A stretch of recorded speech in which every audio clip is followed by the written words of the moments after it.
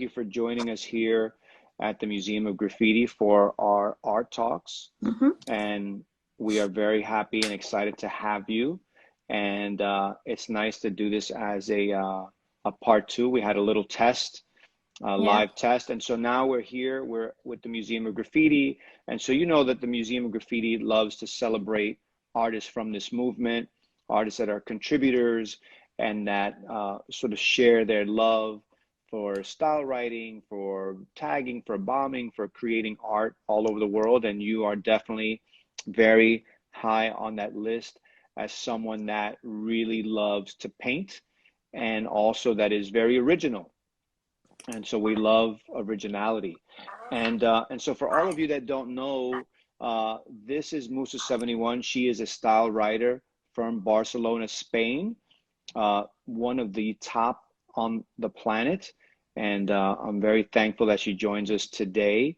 And we're going to get into her story. And so we're going to do a bit of a background to you. And this might seem a bit repetitive to you, Musa, because you just answered the question. But for everybody else who's joining us, if you can just tell us, how did you discover graffiti?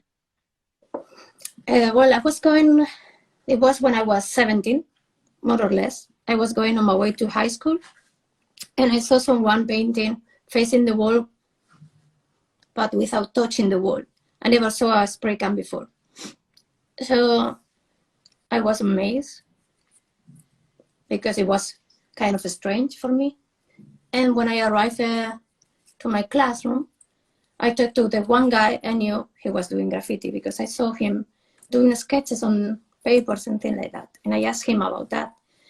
And he told me that, yes, it was the same thing. We went to see the wall. It was Futura painting, so imagine. And from that moment, I was so interested in what was the graffiti thing. So I went with him and other people, and I tried, and I fell in love.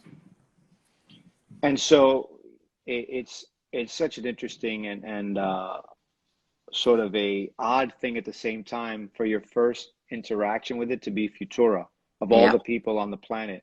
Someone who also, for those of you that join us that don't know, Futura is a pioneering artist from this movement that goes back to painting in 1971. And so it's kind of a special thing to see someone like that painting.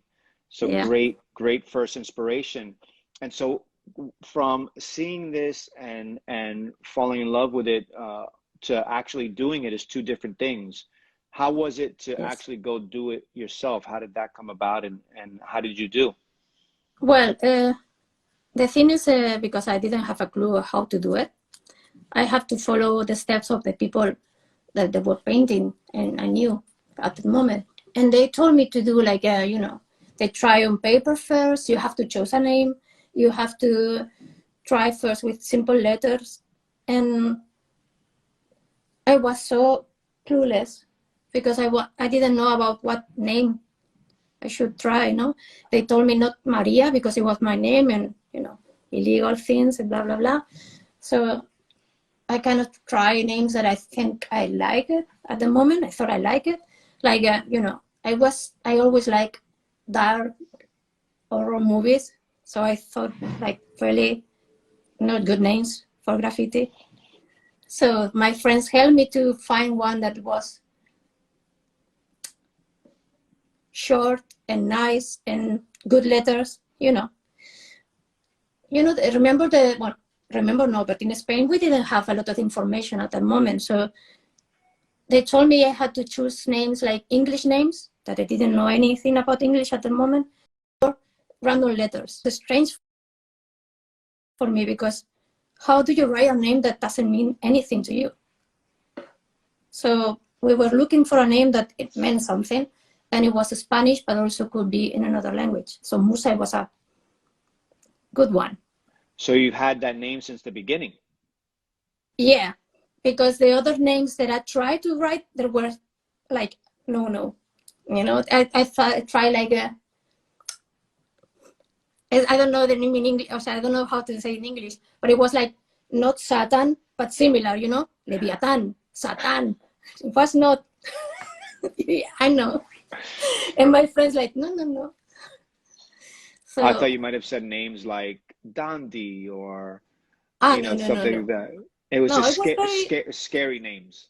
yeah, because I was so apart from graffiti or hip hop or anything that I didn't think about these names. For me, it was like a, Dracula, things that I liked at the moment.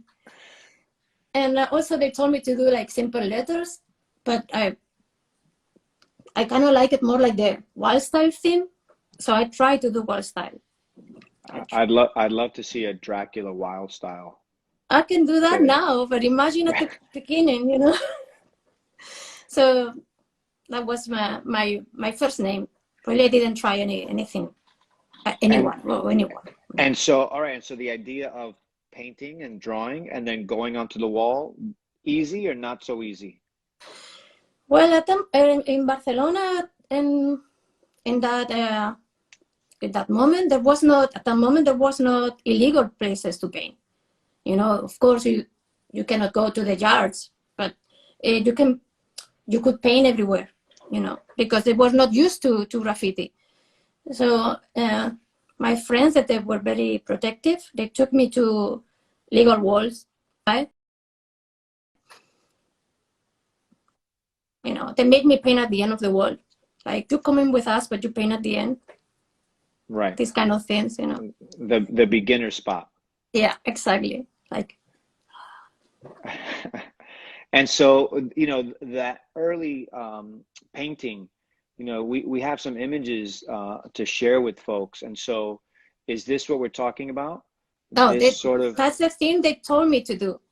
Like, you have to start with simple things. I didn't. I'm sorry. I forgot to send you some wild styles from the beginning. so Also, I didn't. this is very the beginning. Yeah, this is like in the 90s. Yeah. So you're experimenting. You're learning how to use spray paint at this time. Yeah. And then this next image is something totally different. Yeah, and this is also many years ago. I think it's 95, 94, 95. I don't know. Right. So it's it's a very long time ago and pretty early in your painting career, and you're writing your real name.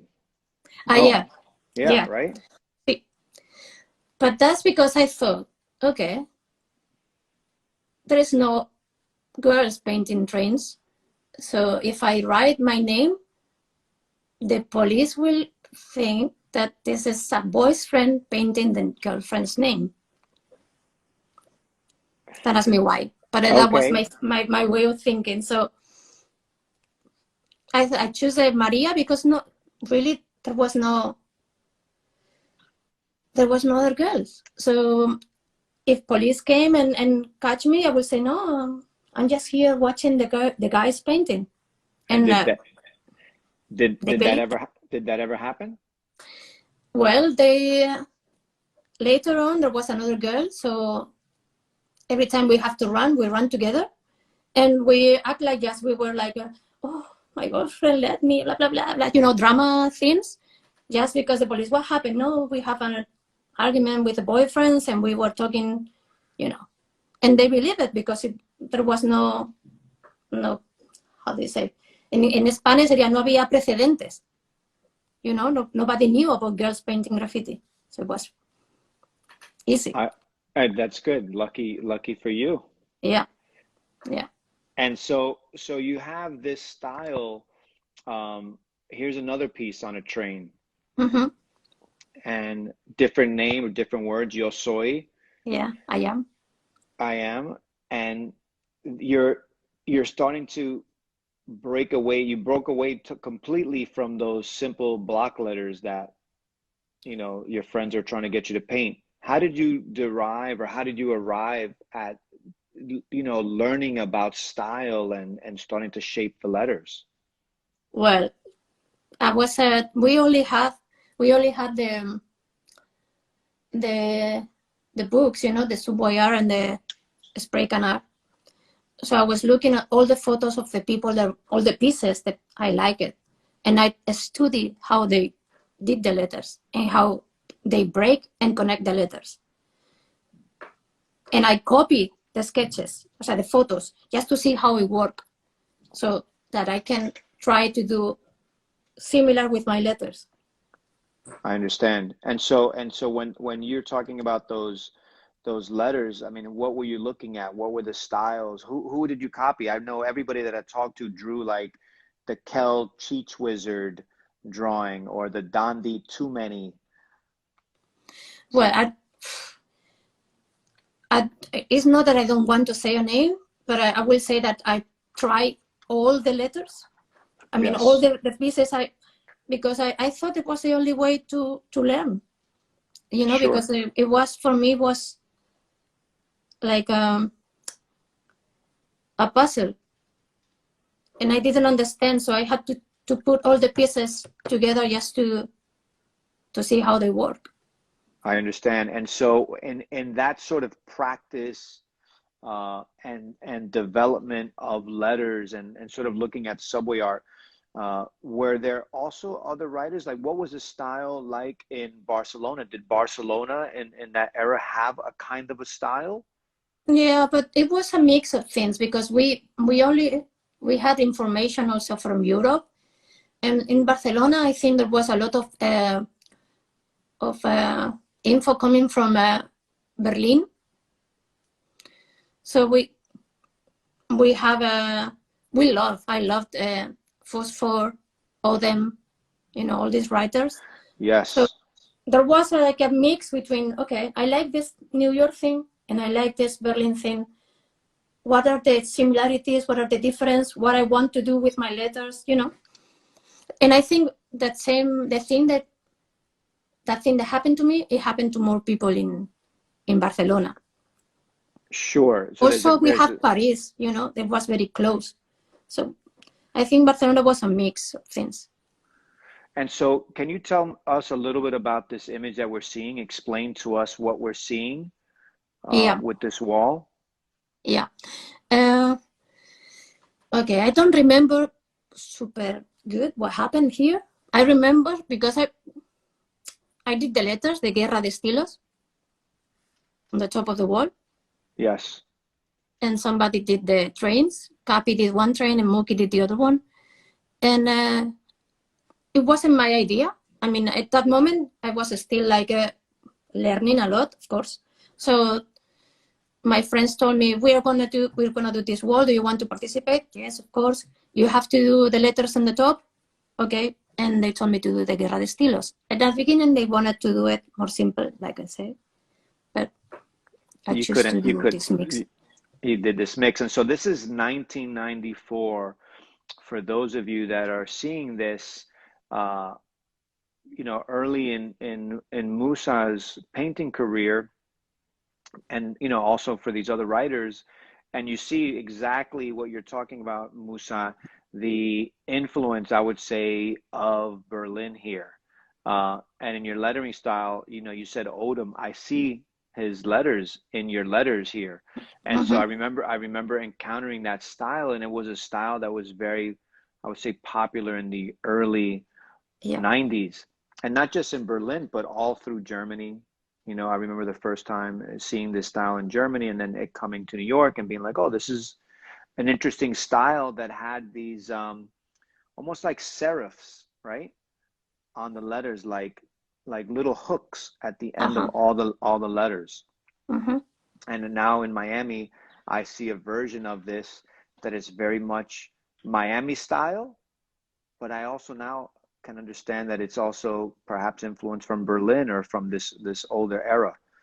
But you didn't keep this style. You ended up moving away from this style. Well, finally, and I think you still can see the influences of my letters, because I come from my past, you know, and from what I learned. But there is a moment that you have to try to find your own voice, no, your own style. And I try, and I'm still trying, of course. So that, and there was also a lot of experiment, you know, that there was the thing that you are a writer and you have to write and you have to learn how to do it, and you have to, you have to learn from the best people you can see. But there was a moment that you have to know what you want to do and how to do it, or try to do it. Right, you have to break away. Mm-hmm. And so for you, what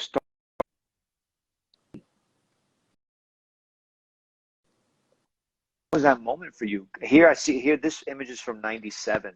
Yeah. When did you start to say, you know what, I need to put that down and start to experiment? And then in this picture, is it just you and your crew? And My what is? brother and some people from my crew. My brother is the one that is to the left. And Did he also paint?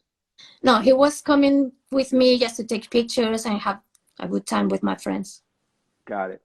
And is that your piece on the left of you, or Yeah. yes? Yes.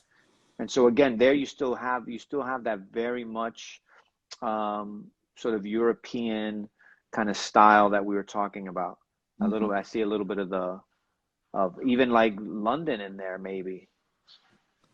Old school London guys.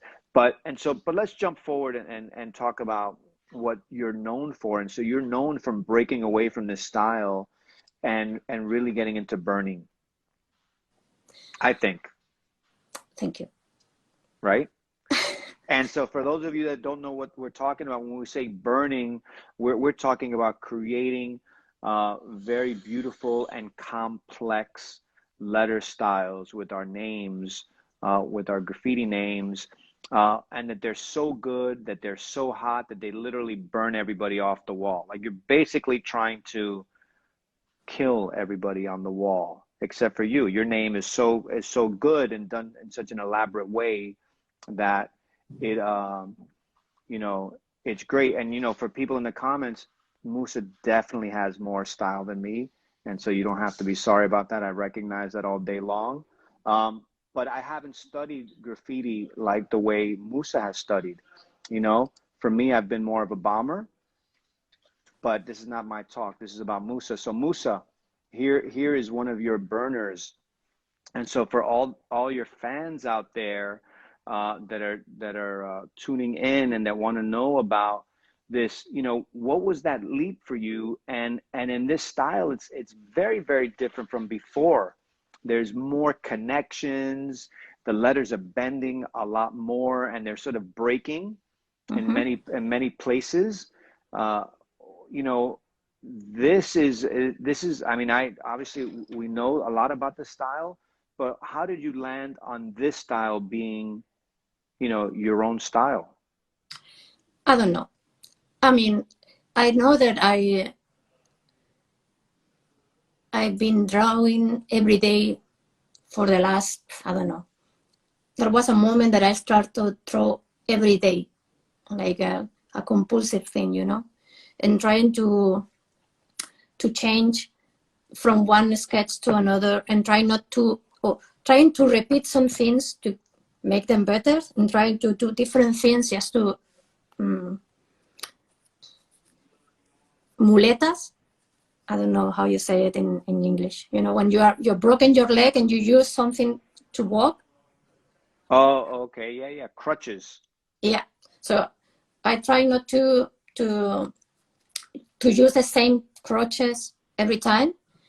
So I didn't do it on purpose. It just was like I need to draw and to do different things and to repeat some things.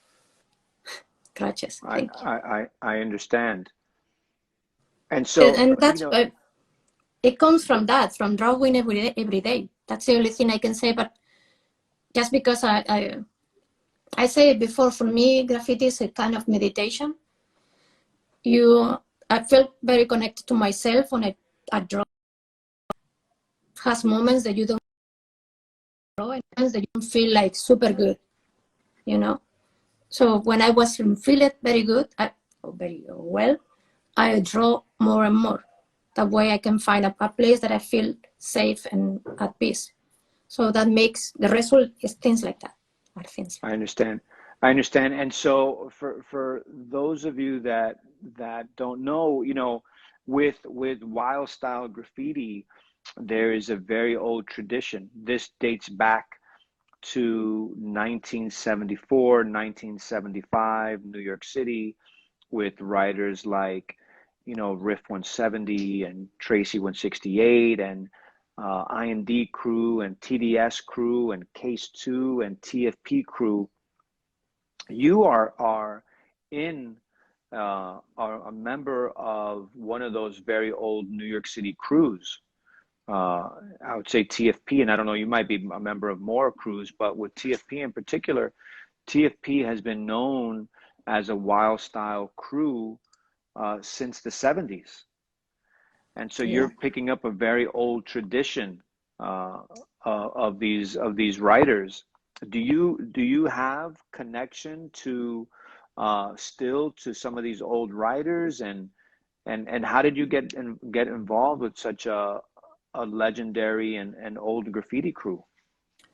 Well, I met Cami many years ago, and I remember the first time that, I don't remember the year, I think it was 94, that Cento was in Barcelona and was with Cami. And they introduced it to me. Well, and we met, and he made fun of me because he was telling me I was too short to paint trains, things like that. Yeah. And many, many years ago, we met again. He was in Barcelona also to sign the book, the On the Run book. And we painted. We have a good time here in Barcelona, and you know how it goes. I was going to travel to Palestine to paint there, and he asked me to write TFP. And very nice. Yeah. And also Red, I know Red from Madrid too, so it was kind of a connections thing, connection. And then in 2015, I think I went to New York, and I met Pure, and I met Noah, I met Stack. Got it. So you started meeting these artists from the crew. And so just for those that don't know, because I see the comments here, you're mentioning Cami. Cami is Kamikaze from Madrid. He is a member of TFP crew. He's also a DJ. He was also an MC with a very important rap group from Spain, from Madrid, called CPV, or Club de Poetas Violentos, or Violentas, right? Violentas. So very important, very important writer and MC and hip hop figure in Spain and actually in the world. And it was so fortunate for him and for us to have him move to the Bronx. And so Kami lived in the Bronx for a long time, which is how he got down with TFP and with Cento, and how we all got kind of connected. And so Cento, for those that don't know who are tuning in, is or was the vice president of TFP crew, which is a crew founded in New York City in the early 1970s in the Bronx by writers Solid, Bot 707, and many others. And so he, and Case 2 became the president in the mid 70s and handed it down to Cento. And so there is this sort of a connection that happens from generation to generation, where writers connect with younger writers, invite them to paint with them, invite them to be part of their crew, which is sort of a family, and teach them and learn from each other.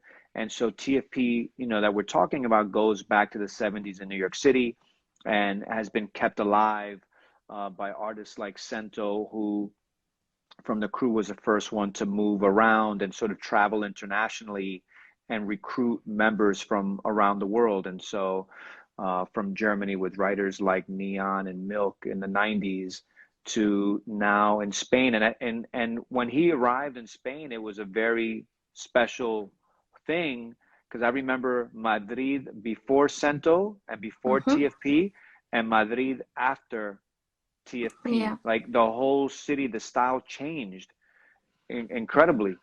Yeah. And so it's interesting how an impact of one artist could be so strong when they sort of paint a lot and share their style. And so here, this piece that you're looking at, I think I would say that this is 100% MUSA, but also is 100% TFP. Would you agree with me? Well, I tried. That's for real. There is a thin line between the tradition and the things you want to be your own. And I try that they are balanced. So I will say yes. So for the audience to know, in this particular burner that says Musa, for those of you that can't read it, what is the traditional elements that you are incorporating into the piece here? Well, the shape of the heart in the A, you know, the way the stars also, the connections with the letters and the arrows. Okay, so those, Yeah. right? And then we have the arrows that you're mentioning there. Yeah. Okay. And also the, you know, all the dots on the background, the fantastic puntitos. That's funny. Yes. Yes. All right. And then the elements that you have said, well, look, that's cool. This is the tradition, but now this is my flavor. What is your Well, flavor?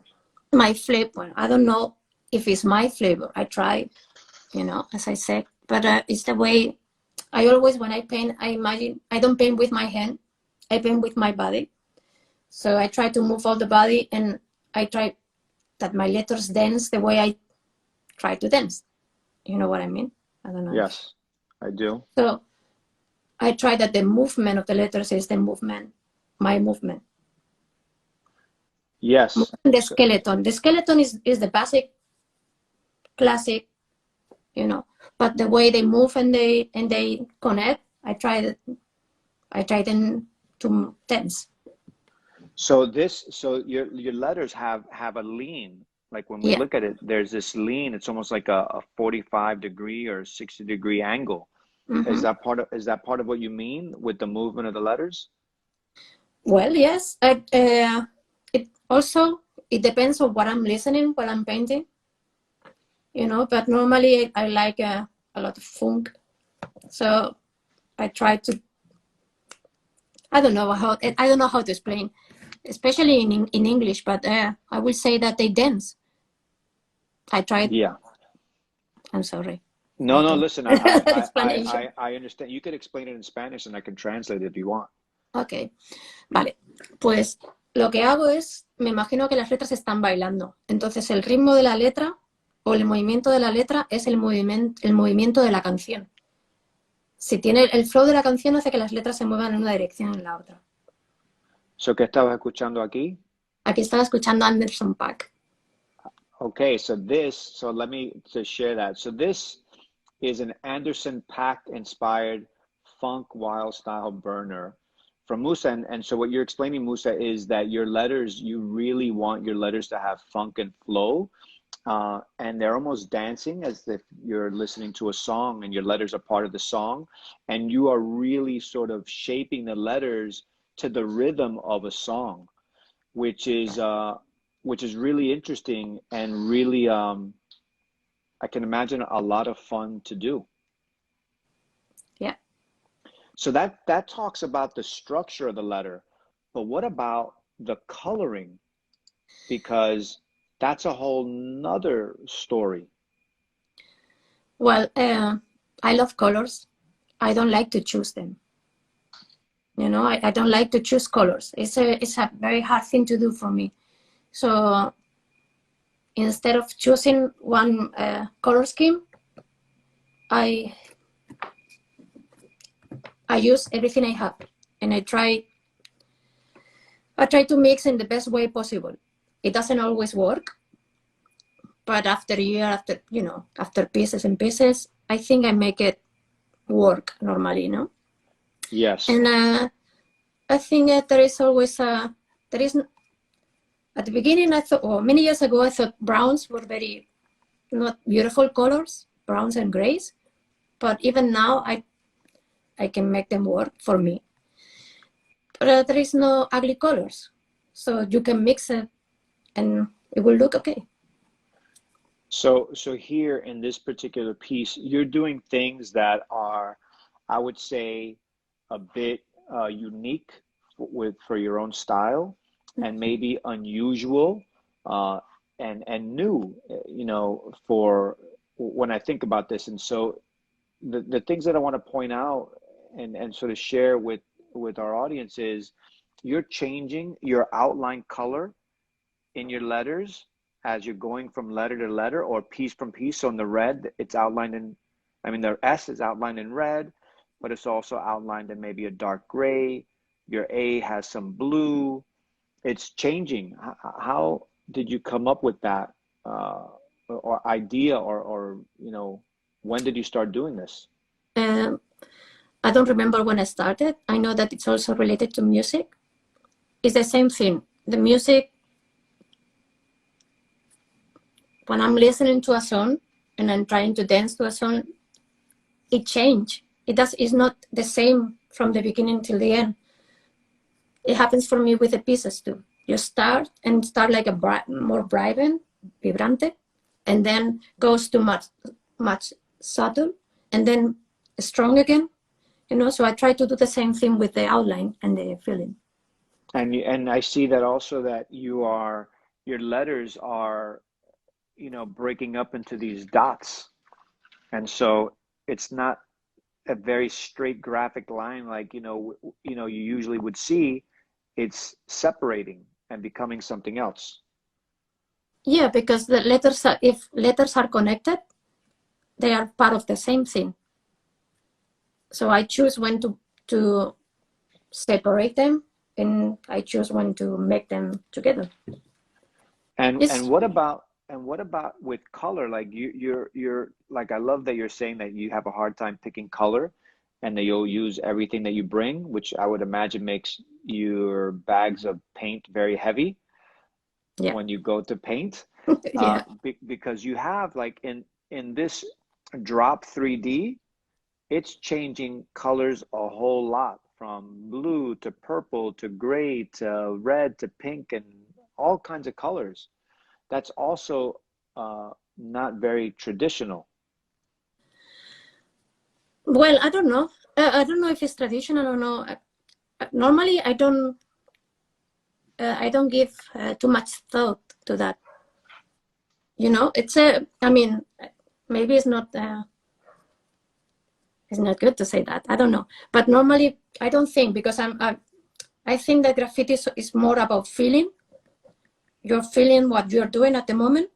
So for me, it's like going with the flow.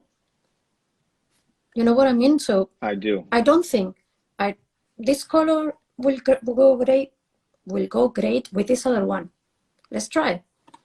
Also, graffiti is fantastic because you can change it. If it doesn't look right, you can change it. It's not a big problem, you know? So with this kind of a piece that we're seeing here, is this something that you have planned and that you have an outline, design that you take with you to the wall, or is it an improvised? Like how much is improvisation and how much is planning? Well, normally I draw at home a lot, like I said before. So if there is any sketch that I like a lot, I will try to pretty, ¿cómo se dice? Ser fiel, you know, to the sketch. No, ser fiel. Well, faithful to the sketch. Exactly. But also, I am not super restricted with that. You know, if it's not the same, it's okay. If I arrive to the wall and the wall is different, or I feel different from when I was at home, I change it, you know. And I think that I don't feel a lot of stress, you know. Stress Got with it. that. Got it. So you're really going with the flow. Yeah. And and you're using everything. You're really using all kinds of colors, and sometimes the pieces are very, very spread out and very tall, but sometimes, like in this one, it seems like it's a very compact piece. Yeah, there was not much space, so I have to make it smaller. I prefer to paint big. I feel more, more me. And so with some of these pieces, does it take a long time to create these works? I mean, do you consider yourselves a very fast painter? Well, I thought I was slow, because there was a time that I was going to paint with some friends that they were really, really fast. They were doing more simple styles, so they were fast. So because I don't have a car and I was going with them, I needed to be faster, just to, I didn't want them to wait for me. So I began to paint faster and faster and faster, and now it seems that I'm faster than normally people painting this kind of pieces. But I don't say fast.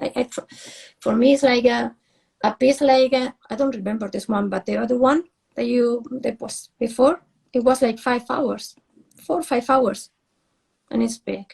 It's what I like about what I'm seeing in the comments as we're talking is that there seems to be a legend of MUSA or a myth of MUSA, and that people are saying that this probably took you 10 minutes to paint or 20 minutes or 20 minutes to paint. So you have a reputation of being very fast. Well, what I don't normally, a lot of people is very slow when they do color pieces because they think a lot, and that's okay. I mean, this is the way they work, but I don't have this step, And also, I try not to clean the pieces. I mean, the first line is the first line. So you have to be very sure or confident with your ability. I don't really care about being super clean. I prefer my letters to be like well balanced and the proportion good than they are super clean. I don't care about that. And I know that to be clean, you have to spend normally more time. Right. And so for those of you that don't know, I think what MUSA you're talking about with being clean is this notion of perfection of the lettering, right? And so the outline is very crisp, or everything is perfect. There's no mistiness, or like this notion of almost like graffiti lettering being like computer design or something, versus what you're talking about. It's like it's a painting. It's okay. There could be imperfections, and it doesn't matter. It's more about the feeling and the and being there, right? Than it is necessarily with making sure that you come back and clean everything up and sharpen everything, and then there's no drips. Like, what do you think about drips? I don't see any drips, but what happens if you get a drip? It depends. I mean, if normally they are not so big or so annoying, so it's okay. It's a drip. It's okay. So, when I see these pieces, I see that you've painted with writers from all over the world. You seem to be willing to collaborate and paint with many, many good writers. I know that here in Miami, this piece was right here in Wynwood. And we really love that we get to see your work just walking around the streets, and we get MUSA pieces in our backyard. Why do you travel, or is traveling part of your whole graffiti story? Well, I know a lot of people that travel many years before I did, from Spain, I mean, and they always come back from their trips, and they were happy and enriquecidos, Yeah, enriched. Yeah. So I didn't have money to do it before, and as I was getting older, I get more money to do extra things, so I decided to try the same thing. And once I tried, I discovered it was fantastic. to meet other people, to paint in different walls. You know, for me, it's okay to, if you have a wall and you can paint it, your own Hall of Fame is perfect. But for me, it's important to paint new walls and new surfaces and, you know, and new cities. Yes, and so more and more around the world, there's also opportunities to paint. And so this piece here, I believe, is in Uppsala. Yeah, we met there. In Sweden, where we first met. And this is not a small wall. And so for folks to see, you're painting very, very large pieces like this. And you know how to collaborate with people. So this piece is with Harry Bones. Mm-hmm. For those of you that don't know. And wonderful, wonderful pieces to be able to share these around the world. And this was a surprise to me. I'm not so familiar with your canvas work, but it also looks as good on canvas as it does on a wall. Thank you.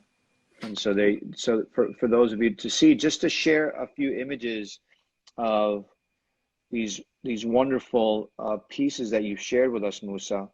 You know, and these are also, by the way, this is a gigantic wall. I mean, we see you there in the lower left corner, and you look pretty tiny. But I'm tiny. But the walls are gigantic. Yeah. You know, and again, such a great use of color, and also, like you said earlier, you know, diversity of style.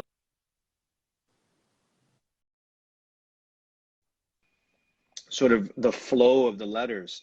They're not always at 45 degrees. They're straight. They're different angles. And so I think it's really, really interesting to hear you share about how you arrived there. And so for this piece in particular, which I think has such great color in it, you know, what was going on here? Where was this? And do you remember anything about this at all? Yeah, I was painting with a friend. She writes Laya, and we always have a great time together. And I don't know why, but we never choose the colors. Just we met at the wall and let's see what happens. But we have similar colors.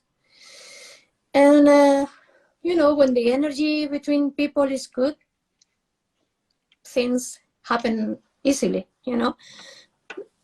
This at this moment in this world we didn't listen to music because we were talking and the only thing I can remember, it was a good day. It was a good day, and then for me it's all about emotions. If you feel like I see the pieces and I can see when the piece was I was angry or I was happy or I was emotional. You know, so for me, this is a piece that I can say I was happy this day. And so for all of you to see just details on it, you know, this is what I guess we've known to call it a wild style piece. Is that what you call this, Musa? Well, I don't know, because people say this is not wild style. This is maybe semi-wild style. I don't try to name it anymore. I mean, I don't know. I see people that do like really wild style, like you barely can see the letter. It's okay. And this is, I don't know. Yeah, I think, you know, it's funny that, you know, sometimes artists or writers are just concerned with painting, not necessarily naming what they're painting or their styles. And so there are very few in this community that have sort of that idea of names. And so when you talk to Case 2, he would tell you like, oh yeah, this is a semi-wild style. I could still read it. It's not as crazy as my computer rock or my roller coaster style, because then you won't even be able to read it. And so you do paint so that people can read your letters, though. I don't know if they can read it or not. I don't know. And I don't think about it. Normally, I think people only see colors. Sure. You know what I mean? And graffiti writers, I don't know. I think they are able to read it. It's not that difficult. Sure. And so I see lots of comments. You have a lot of supporters from around the world Yeah. Hello, everyone. commenting. And so one of the comments is that you're the la mama de los pollitos. Yeah. Yeah, because I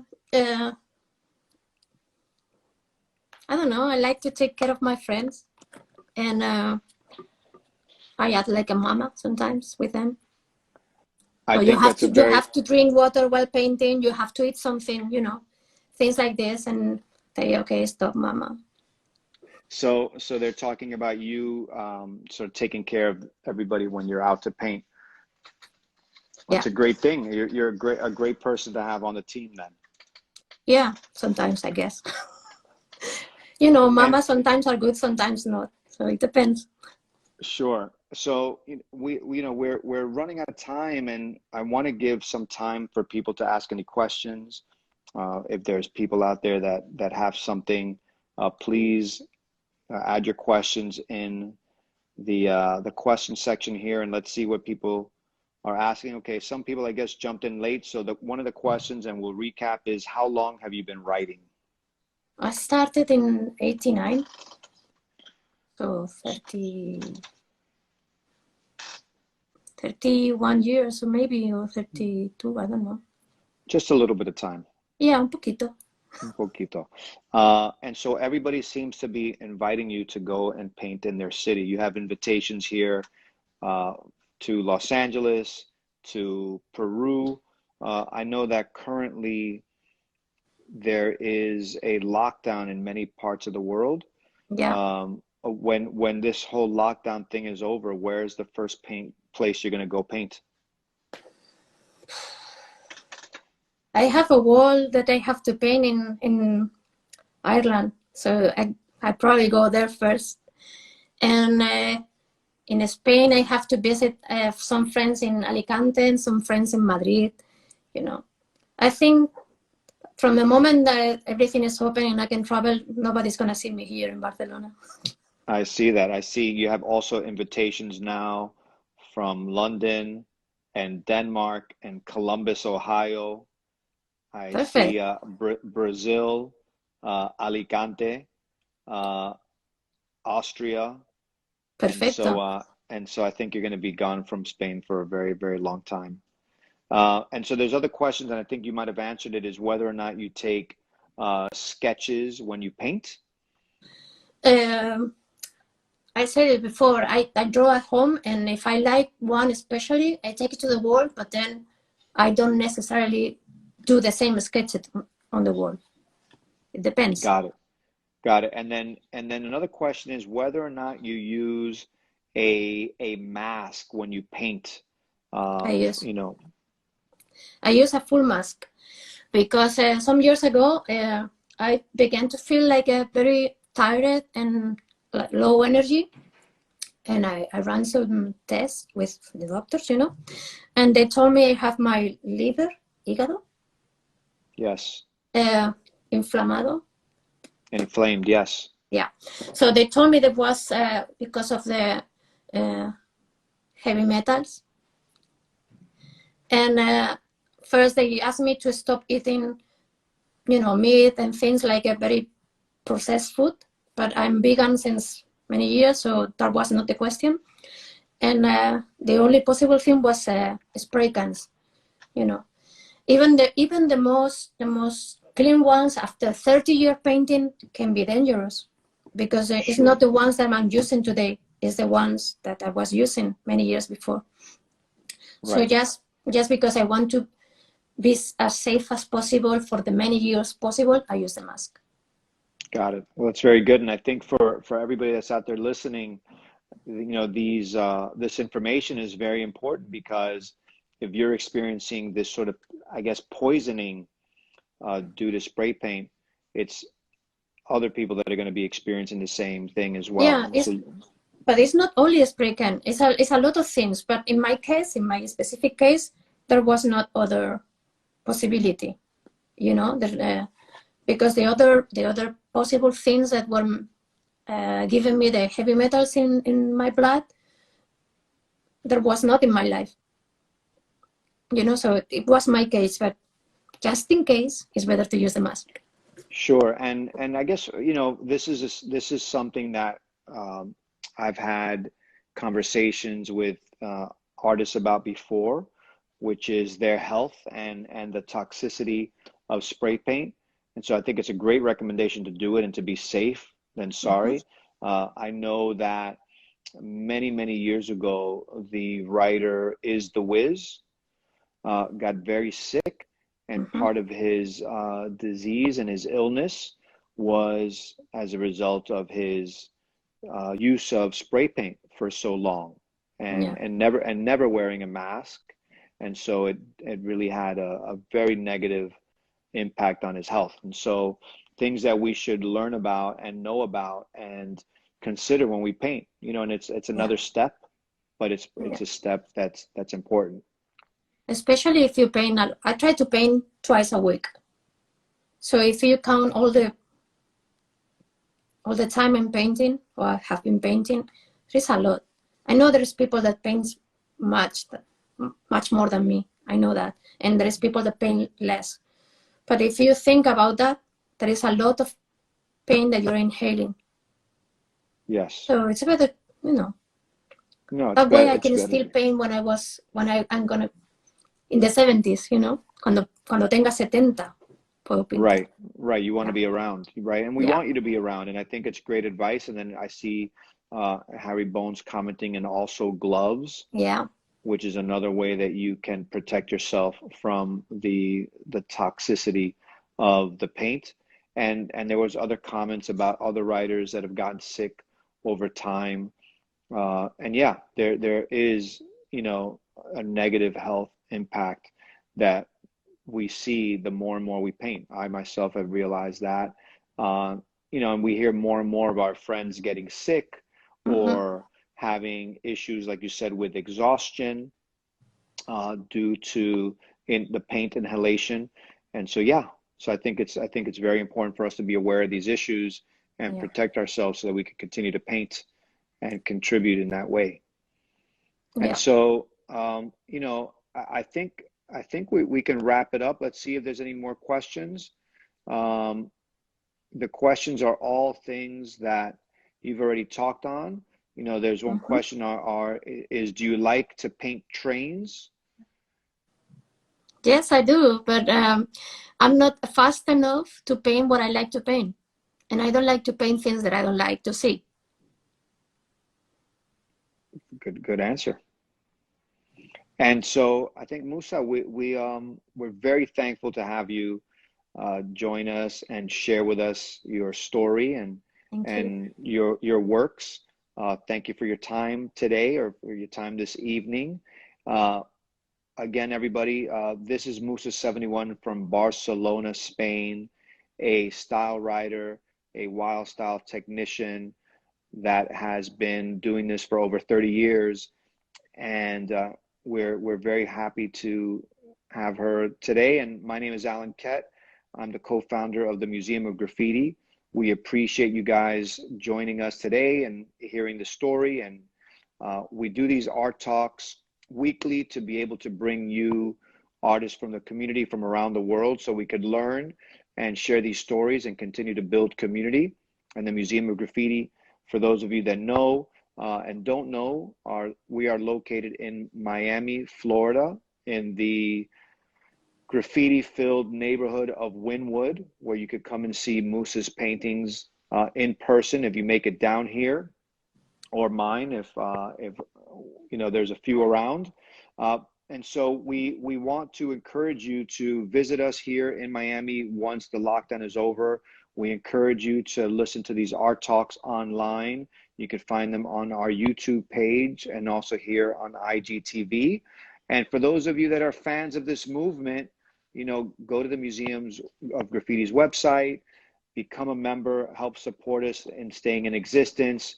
Check out our online store, buy a book, buy some art or something cool to continue for us to be able to deliver this kind of content and information, both in person and on your phone screen. And so thank you very much, everybody. We hope to see you again. Actually, we're coming to you live again tomorrow. Yeah. So tomorrow at 1 o'clock, as a matter of fact, we have MUSA back on, but this time with Lady Pink. And so we'll be celebrating Lady Pink's exhibition at the Museum of Graffiti. And so please join us tomorrow. You don't want to miss it. No. Nope. Thank you, MUSA. Have a Thank great you. day, everybody. You too.